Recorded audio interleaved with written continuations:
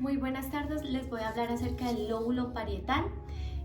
Se ubica en esta parte lateral, esta es una vista lateral y esta es una vista frontal.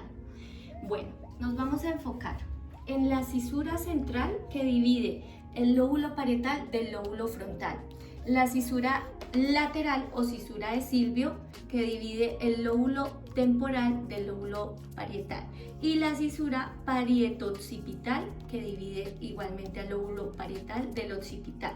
Recordemos que la cisura central también se reconoce como la cisura de Rolando. Aquí encontramos dos cortezas importantes, la corteza somatosensorial primaria y la corteza somatosensorial secundaria. Vemos que este lóbulo parietal tiene un lado superior y una parte inferior. En la parte inferior encontramos el giro supramarginal y el giro angular. Y en esta parte superior, pues es la parte superior del lóbulo parietal. Entonces, vamos a hablar acerca de las áreas 1,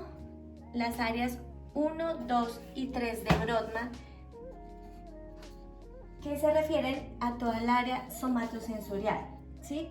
Estas áreas 1, 2 y 3 hacen referencia o son los receptores sensoriales somáticos.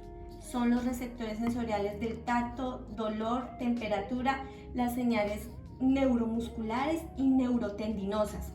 La función principal de esta área es localizar con exactitud los puntos del cuerpo donde se originan las sensaciones. Por eso se llama somatosensorial, primaria y secundaria. Vamos a encontrar aquí el área gustativa en el área 43 de Brodmann, donde percibe los impulsos gustativos, se perciben los impulsos gustativos. También vamos a hablar del área 5 y 7 de Brodmann, que tiene que ver con todos los impulsos del área somatosensorial que vienen por vía talámica y otros centros encefálicos inferiores, ¿sí? ¿Qué hace? Integra e interpreta todas las sensaciones. Además, permite determinar que la forma, la textura, todo lo que es preciso de un objeto sin observarlo, sin verlo. Determina la orientación de ese objeto respecto a otro y que lo podamos palpar. Vamos a hablar acerca de las áreas 22, posiblemente 39 y 40 de Brodmann. Esta es la 39, 40 y el área 22. En esta área se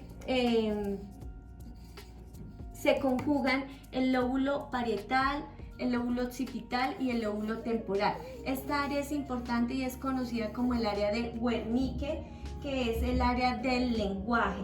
¿Por qué? Porque interpreta el significado del habla mediante el reconocimiento de las palabras y de las palabras habladas, ¿no? Y las puede traducir en pensamientos, por eso es tan importante esta área. Las regiones del hemisferio derecho, del área de Broca y de Wernicke, y las del hemisferio izquierdo también contribuyen a la comunicación verbal. Porque es importante también porque el contenido semántico, el contenido de la entonación emocional que se transmite en el lenguaje hablado, por eso es importante. Porque, por ejemplo, si hay una persona que está enojada o alegre, lo puede mostrar bajo el tono de su voz. Vamos a hablar de los homúnculos. Tenemos el homúnculo sensitivo y el homúnculo motor. Estos son contralaterales, derecha a izquierda y de izquierda a derecha. El sensitivo motor es esta área que está en la corteza primaria y tiene que ver con toda la parte sensorial. Estas estructuras que vemos grandes es porque aquí se conjugan redes neuronales, es un conjunto grande que hace que se tome mayor sensibilidad en las áreas de la cara. Lo mismo pasa con las manos, por eso vemos el homúnculo así grande con las manos, grande en la boca, grande en estas estructuras de los dedos, porque es en el área donde más hay conjunción de neuronas para la sensibilidad. Y en la parte motora expresa como tal la gesticulación, cuando estamos enojados, todo lo que es el movimiento gesticular. Por eso se le da gran importancia, porque aquí también hay una gran zona de neuronas para hacer esa demostración de gesticulación, de la mano, los movimientos, lo que necesitamos tocar, el tacto para coger las cosas. Entonces, por eso también es importante en la parte motora, para poder coger, para poder entregar, para poder sentir, palpar. Listo.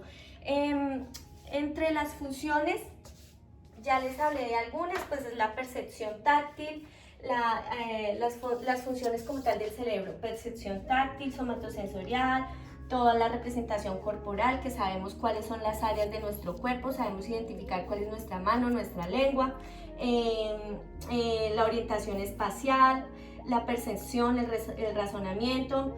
En el parietal inferior, el giro angular tiene que ver mucho esta parte angular con el tema de la percepción del color, la atención voluntaria, el lenguaje, la mentalización, la memoria.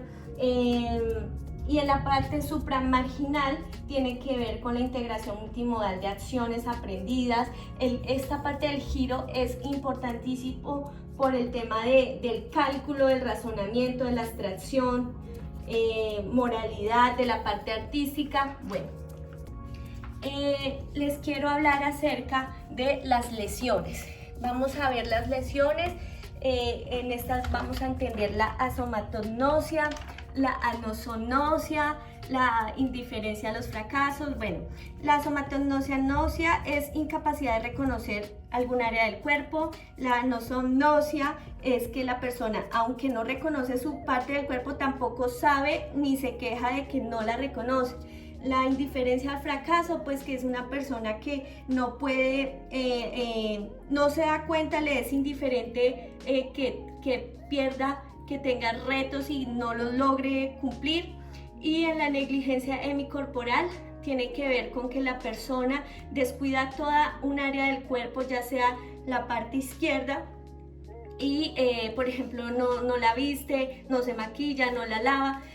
Hablamos de la parte de las agrafías, acalculia, agnosia dactilar. Todas estas tienen que ver con el síndrome de Hertzmann, que la grafía tiene que ver con la falta de problemas para escribir, problemas para los cálculos, la agnosia dactilar, que no detecta los objetos. Bueno, y quiero hablarles acerca como de la conclusión final, y es que el lóbulo parietal tiene que ver con toda la integración de todos los lóbulos. Aunque es esta sola parte, esta sola estructura, él integra toda la información que viene talámica de todos los sentidos, tanto olfativos, gustativos, como sensoriales, perceptivos, táctiles. Bueno, es muy importante, y en esta parte el área del lenguaje. También quiero decir que la relación con la psicología es que entendemos que las complejidades en las lesiones cerebrales que afectan a cada paciente son distintas.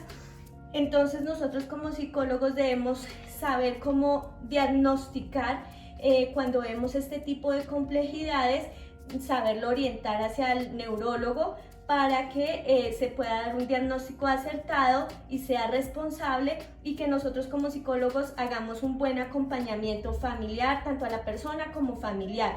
En cuanto a las neurociencias, pues que nos ayuda a entender por qué somos humanos, que no solamente se trata de las cuestiones genéticas, de conocer las estructuras, las complejidades del cerebro, sino que también nos enseña que la parte cognitiva, de las conexiones, de la experiencia, de eso es lo que también genera una creación de nuevas redes neuronales dependiendo del ambiente donde nos movamos.